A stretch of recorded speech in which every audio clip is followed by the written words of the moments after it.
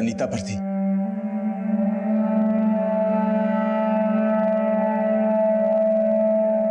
इसलिए मैं अपने साथियों के साथ अनीता के घर पहुंचा।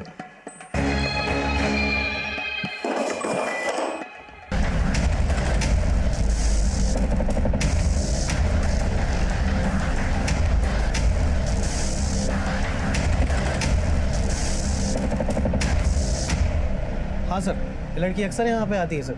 हमारी एक कस्टमर इसके लिए सरप्राइज गिफ्ट परचेज करती है और ये इसे कलेक्ट करके ले जाती है यहाँ से। और ये कस्टमर कौन है? सर वो एक लड़की है सर।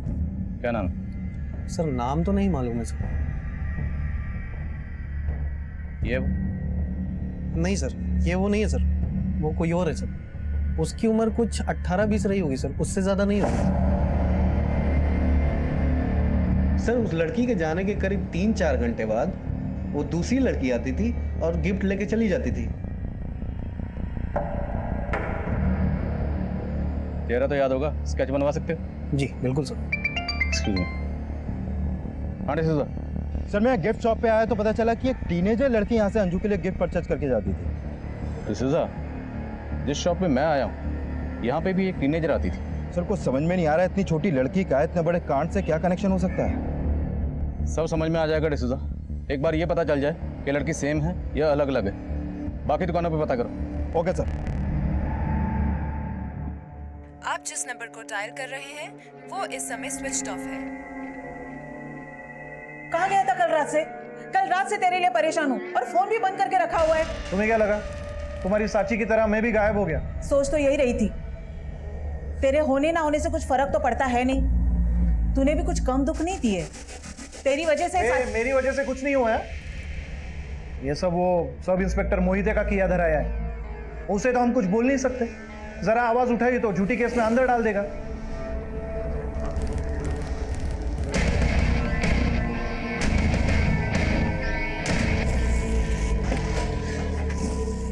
सर मॉल रोड के जिस पीसीओ से अंजू को कॉल किए गए थे वहां से ये नहीं पता चल पाया कि ये कॉल किसने किए थे।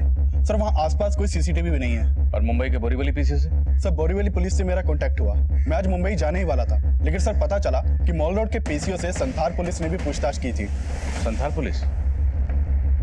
हुआ क्या पूछताछ करने गए थे? सर 19 नवंबर की रात को मॉल रोड के पीसीओ से संथाल पुलिस की कांस्टेबल साची पवार के नंबर पर 2 से 3 बार कॉल किया गया था और 19 नवंबर की रात से ही कांस्टेबल सांची पवार गायब भी है। सर साची 2 नंबर्स यूज करती है। उसका एक नंबर गोमांतक में बंद हुआ था और 19 नवंबर की रात को उसका दूसरा नंबर बोरपारा रिवर रोड पर हुआ था और हमने इन दोनों जगहों पर पूछताछ करने की कोशिश की लेकिन कोई लीड नहीं मिली।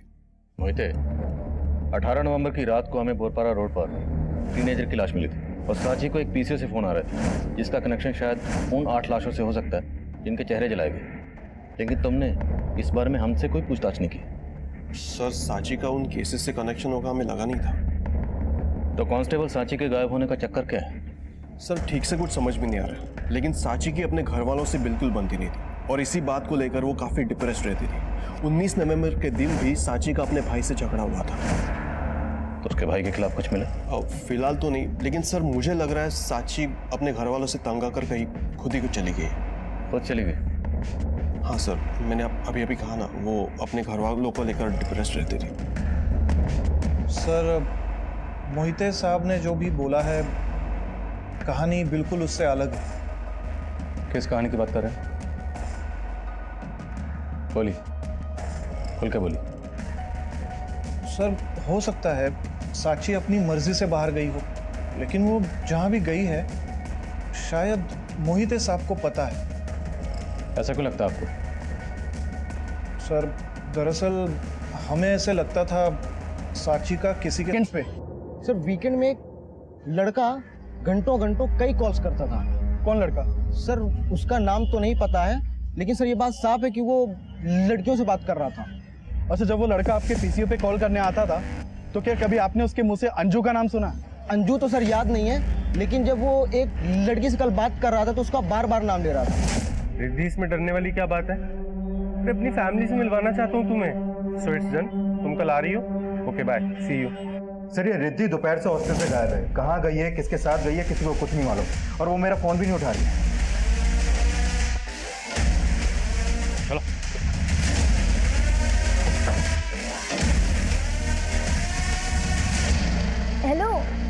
तुम। मैं आ गई जहाँ तुमने बुलाया था। ओके। दिस इज मुंबई के पीसी से रिद्धि को फोन किए जा रहे हैं। शायद अंजू की तरह रिद्धि को भी टारगेट किया जा रहा है। तुरंत रिद्धि के फोन की लास्ट लोकेशन ट्रैक करो। Okay sir.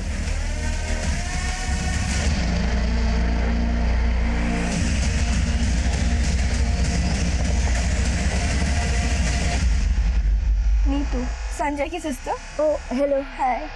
हम सभी इंट्रोड्यूस करा लो। पापा क्यों नहीं? पापा ये रिद्धि है और रिद्धि मेरे पापा। Hello uncle.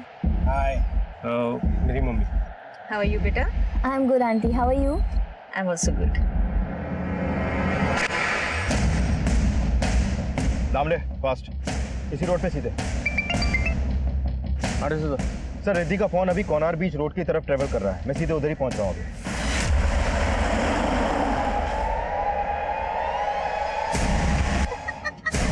क्या किया तुमने? आंटी मेरा बैग। इसका पिन नंबर क्या है? जल्दी बता।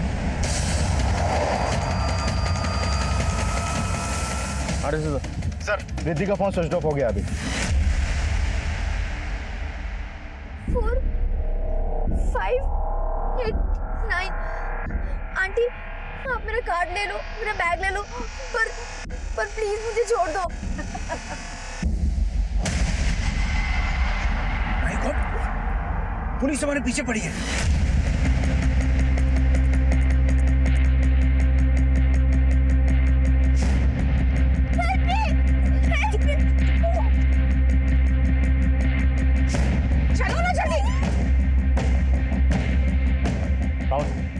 गाड़ी को फॉलो करो।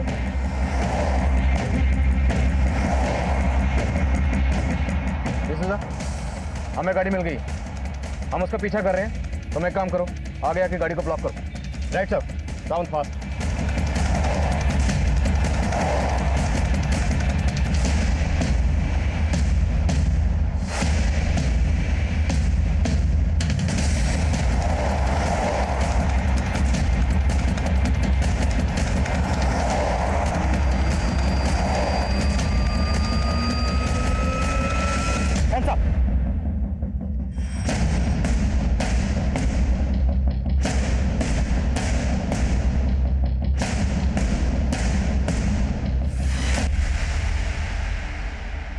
सर, मैं अंजू से हमेशा जलती थी।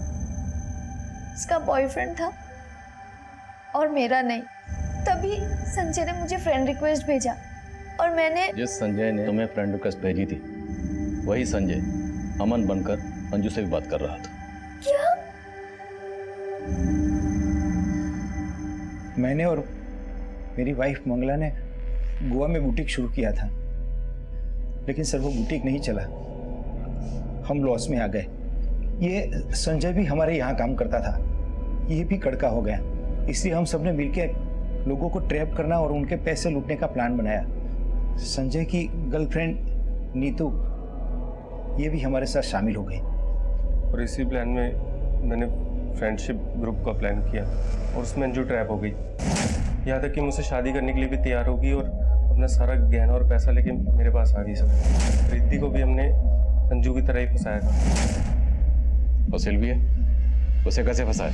अंजू की बॉडी को ठिकाने लगाने की हम सोच रहे थे, उतने में उस बुढ़िया का घर दिखाई दिया। उसका रेप किया, उसका सब कुछ लूट लिया और उसको मार डाला और उसकी बॉडी हमारे साथ ले गए।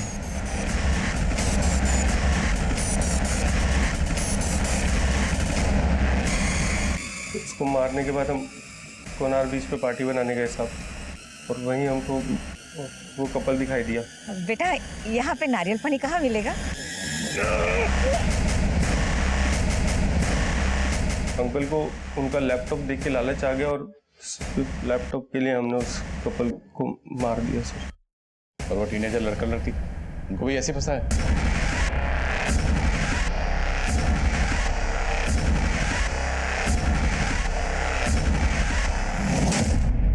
कांस्टेबल सांची कहाँ है? वो तुम लोग की मदद करती थी या? नहीं सर, उसको तो हम पे शक हो गया था। जी गाड़ी क्यों रोकी यहाँ पे? हम वो वेट कर रहे हैं किसी का। किसका वेट कर रहे हो? कहाँ कहाँ से आए आप लोग? हीरानगल से मैडम। लेकिन आप इतना क्यों पूछ रही है? हम शरीफ लोग हैं। उस वक्त तो वो वहां से चली गई, लेकिन हमें लगा कि उससे हम पे शक हो गया है, इसलिए अगले दिन उसको उठा लिया सर।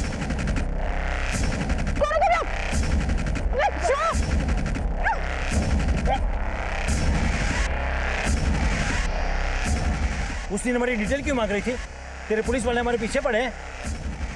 ऐसे ही पूछ रही थी। कौन हो तुम लोग? लोगों को लूट के मार के उनके चेहरे जला देते हैं। तू बता, क्या इन्फॉर्मेशन है हमारी पुलिस के पास? जल्दी बोल। सर जान बचाने के लिए वो बोलने लगी कि उसने हमसे ऐसे ही पूछताछ की थी। उसको हम पर वैसा कोई शक नहीं था जैसा हम सोच रहे थे। लेकिन साहब, उसको जिंदा तो नहीं छोड़ सकते थे ना, इसलिए उसको भी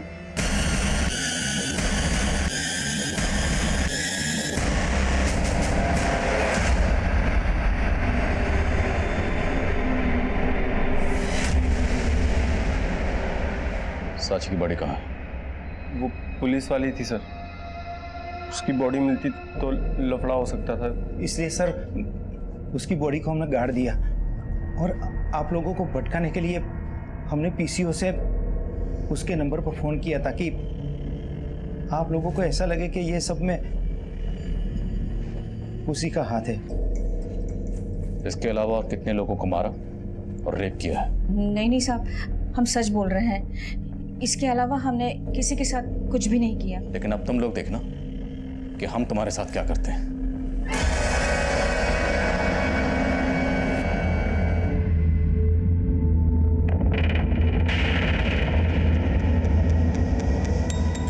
कांस्टेबल सांची एक होनहार पुलिसकर्मी थी, लेकिन तजुर्बे की कमी की वजह से वो एक बड़ी चूक कर बैठी, जिसकी कीमत उसे अपनी जान देकर चुकानी पड़ी। वहीं जो गलती अंजू ने की थी, अब वही गलती रिद्धि भी दोहरा रही थी। एक ऐसे माहौल में जहां एक के बाद एक वारदातें घट रही थी, उसने एक ऐसे अजनबी पर भरोसा किया जिसे उसने पहले कभी देखा तक नहीं था। जुर्म की इस दस्तक को उसने अपनी नादानी से नजरअंदाज कर दिया। रिद्धि, अंजू, सांची, सिल्विया और अनीता के परिवार के अलावा बाकी दूसरे विक्टिम्स की पहचान भी अब कर ली गई है। इस दर्दनाक हादसे के बाद हमेशा की तरह गोवा का लॉ एंड ऑर्डर बरकरार है। टूरिस्ट और लोकल लोग पहले की तरह खुद को सुरक्षित महसूस करते हैं।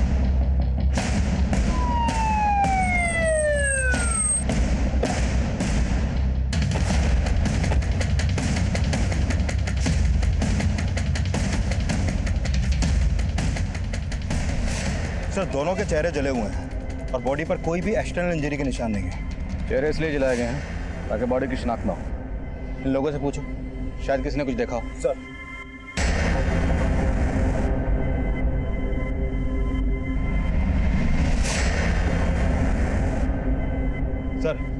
किसी को कुछ नहीं मालूम। हो सकता है कोई कपल हो। आसपास जितने भी होटल्स, हॉस्टल और रेजॉर्ट्स हैं, सब जगह पता करो, कहीं कोई कपल मिसिंग है। Okay, excuse me sir. Hello, ठीक है हम पहुंचते हैं। सर इसी बीच पे आने वाले एक रास्ते पे 2 डेड बॉडीज और मिली हैं। बॉडी को पोस्टमार्टम ले लीजिए।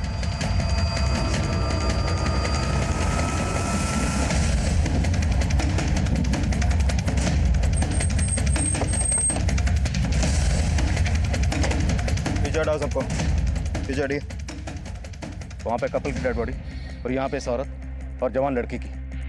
लेकिन लड़की के जिस्म पे कपड़े नहीं, बाकी सबके थे, लेकिन चेहरे सबके जलाए गए। सर मोडस ऑपरेंडी सेम है तो हो सकता है कि किलर भी एक ही हो, और शायद उस कपल और इस लड़की और इस औरत का आपस में कोई कनेक्शन हो। एक ही एरिया में 2 जगह पर 4 लाशें।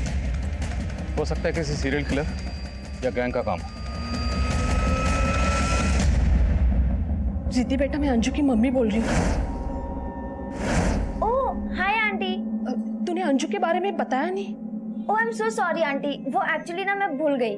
वैसे अंजू अब तक आई नहीं और ना ही उसका फोन लग रहा है। बेटा तभी तो हमें उसकी फिक्र हो रही है। तुझे कुछ बताया? कहाँ गई थी वो? आंटी अगर वो मुझे कुछ बता के जाती तो मैं आपको पहले ही बता देती। एक मिनट आंटी, वो ना मुझे दूसरा कॉल आ रहा है, मैं आपसे बाद में बात करती हूँ। Hello Riddhi, hello. क्या हुआ? क्या बोला रिद्धि ने? अब हमें रिद्धि के भरोसे बैठना ठीक नहीं है। अंजू के हॉस्टल चलते हैं, मुझे कुछ ठीक नहीं लग रहा।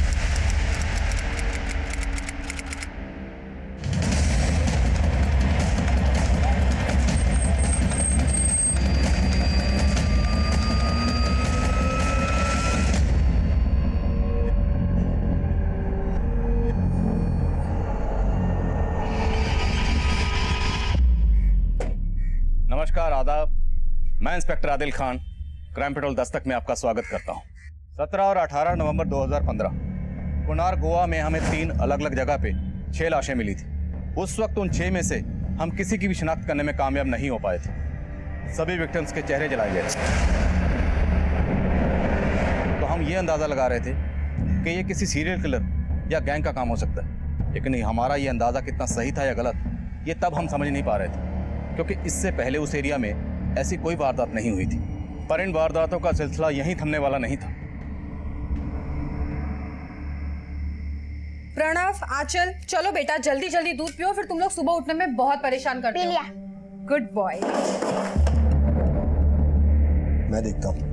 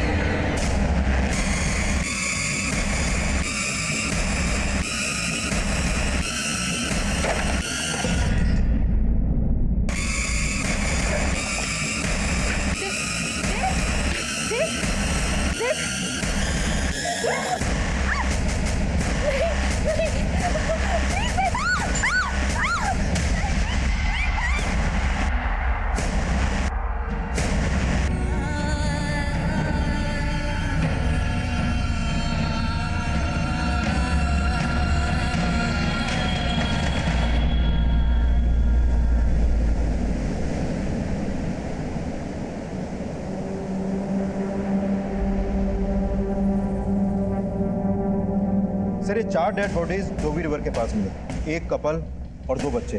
72 घंटे 10 लाशें, सबके चेहरे जलाए गए। मीडिया, मिनिस्ट्री, जनता सबकी तरफ से प्रेशर बढ़ रहा है। इससे पहले कोई और मर्डर हो, हमें इन सब पर रोक लगानी है।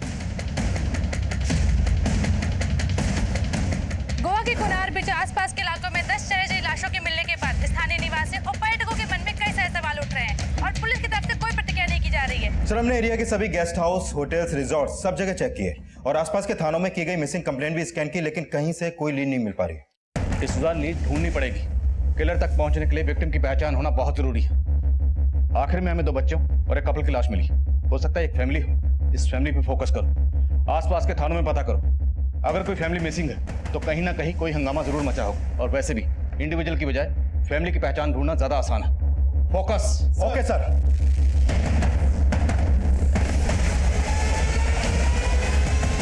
साची, वो जो सोच रहा है सोचने दो, तुम बस अपने काम पर फोकस करना, कोई टेंशन नहीं होगी। और अगर कुछ प्रॉब्लम होती है तो मुझे आकर बताना, ठीक है? सही बोला आपने।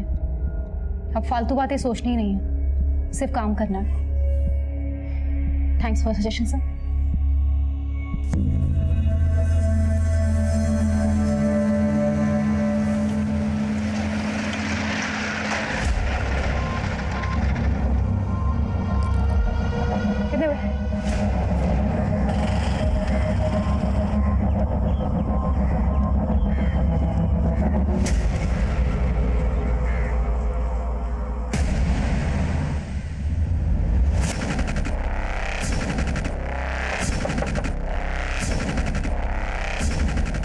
साची एक कांस्टेबल थी जो एक दूसरे एरिया संथार पुलिस स्टेशन में पीएसआई मोहिते के अंडर काम कर रही थी। साची इस केस का वो अहम किरदार थी जिसका नाम इस केस में बहुत जल्दी उछलने वाला था। लेकिन उन 4 जगहों से मिली 10 लाशों में से अभी तक हम एक भी इंसान का नाम या पता मालूम नहीं कर पाए थे। कोनार बीच रोड, बोरपारा रिवर बीच और डोबी रिवर बीच। सर, इन सभी 4 जगहों से जो हमें 10 लाशें मिली, इन सभी लोगों का मर्डर इनका दम घोटने से हुआ है। और सिर्फ इनका मर्डर ही नहीं हुआ सर, इस बुजुर्ग औरत के साथ साथ बाकी लड़कियों के साथ गैंगरेप भी हुआ है। इस लड़की के बारे में श्योर नहीं है क्योंकि इसकी बॉडी से रेपिस्ट का डीएनए नहीं मिल पाया, क्योंकि इसकी लाश पानी में मिली थी तो हो सकता है डीएनए धुल गया हो। लेकिन सर, बाकी लड़कियों की बॉडी से 2-2 और ये औरत जिसकी लाश डोबी रिवर बीच से मिली, इसकी बॉडी से 4 रेपिस्ट के डीएनए मिले हैं। मतलब बाकी के साथ 2 और इस औरत के साथ 4 लोगों ने रेप किया। सर सबसे हैरान करने वाली बात तो यह है कि इस औरत की बॉडी से मिले 4 डीएनए उन 2 लोगों के डीएनए से बिल्कुल अलग हैं जो बाकी लड़कियों की बॉडी से मिले। सर इस हिसाब से तो ये 6 लोगों का गैंग लगता है। लेकिन पोस्टमार्टम रिपोर्ट के हिसाब से कोनार बीच रोड और बोरपारा रिवर बीच, इन पर जो लाशें हमें मिली उन्हें कपड़ा और पेट्रोल डाल के जलाया गया। लेकिन जो लाशें हमें डोवी रिवर बीच पर मिली उन्हें केरोसिन और जूट डालकर जलाया गया। मतलब ये तीनों क्राइम सीन से ये चौथा क्राइम सीन थोड़ा अनकॉमन लग रहा है। और सर ये औरत जिसका 4 लोगों ने रेप किया था, इसके बारे में ये पता चला है कि इसके मर्डर से कुछ महीने पहले इसका यूटेरस रिमूवल का ऑपरेशन हुआ था और इसकी बैक पर एक टैटू भी था। डिसूजा, इसके ऑपरेशन और इस टैटू के जरिए हम इसकी शिनाख्त कर सकते हैं। इलाके के जितने भी हॉस्पिटल हैं वहां से उन औरतों की लिस्ट बनाओ जिनका इस तरह का ऑपरेशन हुआ है। क्रिमिनल ने विक्टिम को 3 अलग अलग जगह पे पेट्रोल डाल के जलाया। हो सकता है उनके पास गाड़ी हो। क्राइम सीन पर कोई सीसीटीवी नहीं था, लेकिन हो सकता है क्राइम सीन की तरफ आने वाले रास्तों पर कोई ऐसा सीसीटीवी हो जहां पर क्रिमिनल से ताल्लुक रखने वाली गाड़ी कैप्चर हुई। उस गाड़ी के बारे में पता करो। सर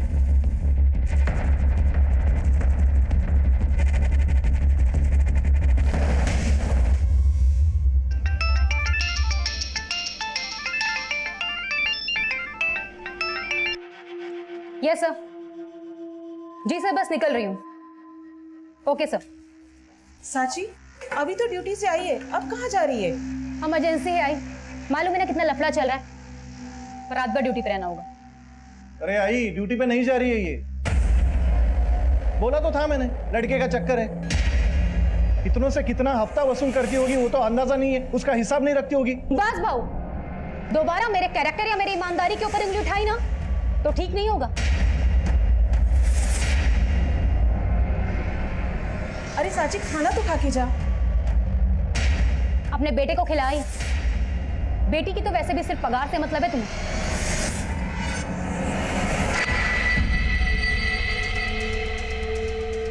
भाई मैं बोल रहा हूं तुमको, ये इसका सिर्फ लड़के का चक्कर नहीं है, ये और भी कुछ तिया पांचा कर रही है।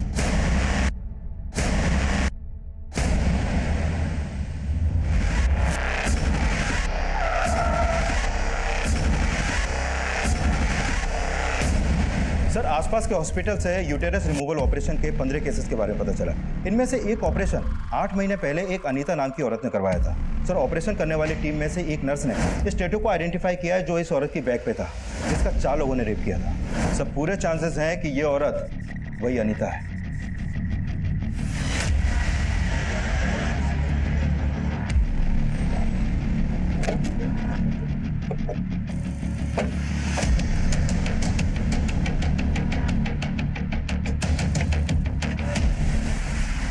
यहाँ तो 3 दिन से ताला लगा हुआ है सर। हम लोग खुद हैरान हैं कि वो लोग अचानक कहाँ चले गए। अनीता के अलावा और कौन कौन रहता है यहाँ पे? उसका हस्बैंड देव और उसके 2 बच्चे।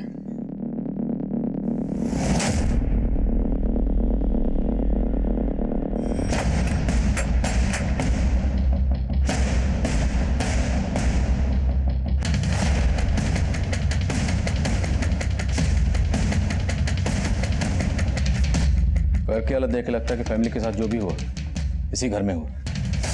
बाकी जगह चेक करो। सब पाटिल ऊपर चेक करो।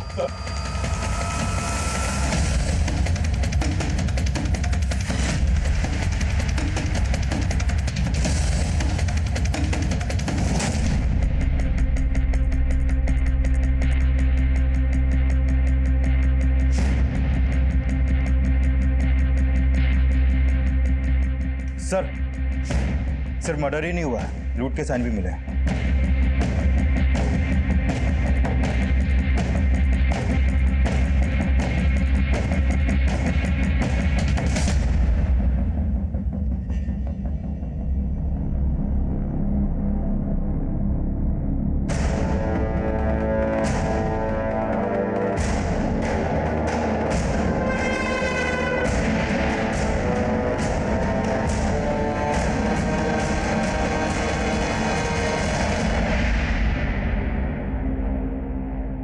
फैमिलीज की बॉडीज पर जूट की राख थी, तो हो सकता है उनकी लाशों को यहाँ से किसी बोरी में ले जाया गया हो।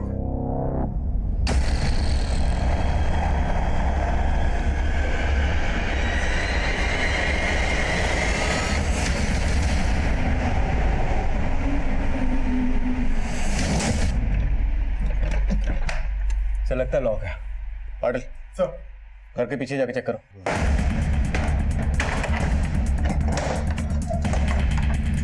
सर ये ताला लगा।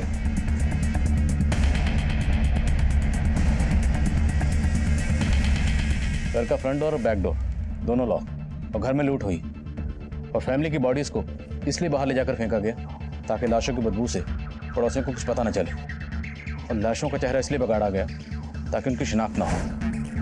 क्रिमिनल टाइम बाय कर रहा है, तो हो सकता है क्रिमिनल की पहचान भी फैमिली की पहचान से जुड़ी हो। सर 3 क्राइम लोकेशन और हैं जहां बाकी की 6 लाशें मिली, तो क्या उन सब के मर्डर भी उनके घर में किए गए और फिर उनकी लाशों को बाहर ले जाकर जलाया गया? सर पड़ोसियों से पता चला कि घर में प्लम्बिंग का काम चल रहा था, लेकिन प्लम्बर कौन था इसका पता नहीं चला।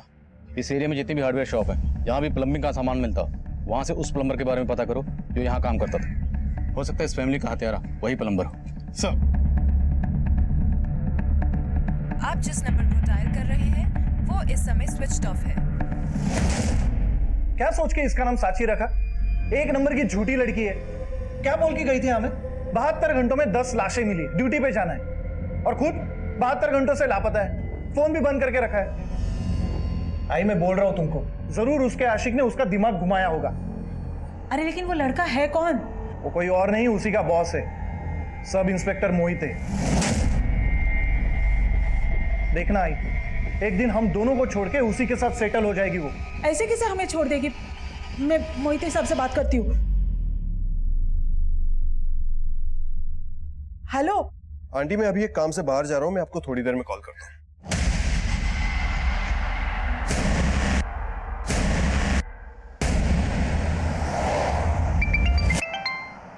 बोलो पाटिल। सर एक अंजू वर्मा नाम की लड़की जागृति गर्ल हॉस्टल में रहती थी, और सर वो हत्याओं वाले टाइम से ही गायब है। सर अंजू आगरा की रहने वाली है, और अंजू के पेरेंट्स यहाँ उसकी मिसिंग कंप्लेंट फाइल करवाने आए हैं। तो क्या जो बॉडीज हमें मिली हैं उनमें से एक अंजू की है? हो सकता है सर। सर अंजू 19 साल की थी, और हमें 2 टीनेज लड़कियों की लाश भी मिली थी। सर अंजू के पेरेंट्स ने बताया कि अंजू के राइट पैर में 6 उंगलियां हैं। गैंग रेप हमारी बेटी अंजू के साथ? ये सिर्फ एक लड़की के साथ नहीं हुआ, लेकिन आपकी बेटी अंजू की बॉडी के साथ हमें एक बुजुर्ग औरत की बॉडी भी मिली है।